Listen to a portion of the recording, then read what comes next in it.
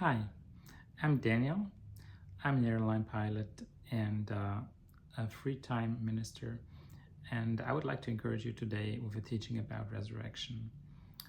I feel like this topic is often used or explained when it comes to the resurrection of Jesus, and obviously that's been the most important resurrection that's ever happened on planet Earth.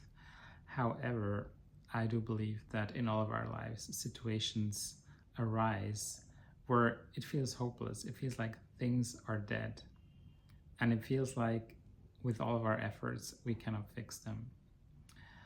Now, I want to draw your attention to an interesting fact. In the Bible, there are resurrection stories where dead people raised from the dead. And those are obviously mind blowing. But then there's so many situations where it just looks like nothing will ever happen anymore. Everything is lost. There's no hope. Imagine the Israelites just facing the Red Sea, knowing that the Egyptians are coming after them, and they don't have any chances, to get out of the situation without God. But what does God do? He splits the sea. So just like in that situation, I'd like to encourage you to have a broader look at what resurrection means in the Bible. Like for me, I can tell you in my life, there's been endless situations where it looked like nothing would ever happen anymore. Like all my plans or projects are basically went down the drain. As for my airline pilot career, quote unquote, it's been 3 years young, and I've been aspiring to do that for like 30 years since I was a teenager.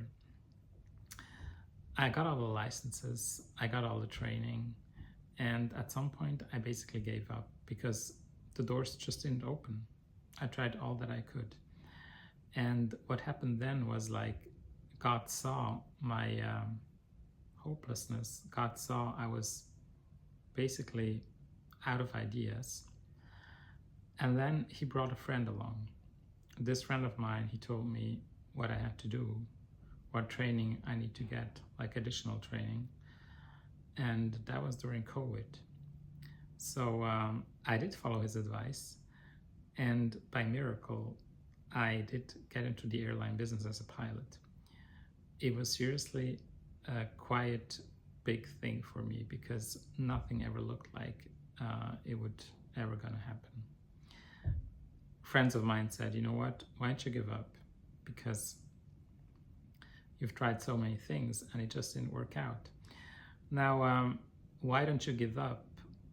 That situation that we find in the Bible as well. You may remember the daughter of Jairus. It says in, let me find a Bible verse for you. I have it here on my computer. It says in Mark 5:35 to 43, people said, your daughter is dead, but Jesus said, do not be afraid, only believe. I'm not going to read the whole passage to you now, but the people that said, your daughter is dead, those people, they are in your life, and they will tell you that there is no hope, because they may not be in touch with God. They may not have God's perspective over your situation. So just as a quick reminder, don't lose hope when people tell you there is no hope, because with God there is always hope. Another thing I like to do is to pray for sick people.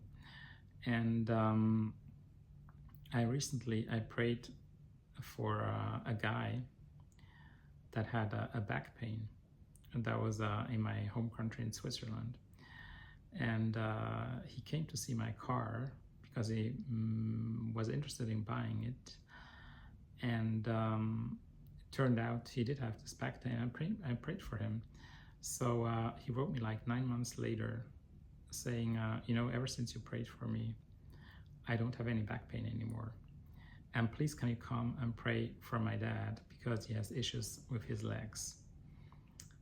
And so I went there and I prayed for his dad, and he also got healed. So the point I'm trying to make is like, for this guy that came to see my car, there was no hope anymore, because he had tried medicine, he had tried lots of things, but it didn't cure the back pain. The situation was basically dead. The hope of improvement was totally dead.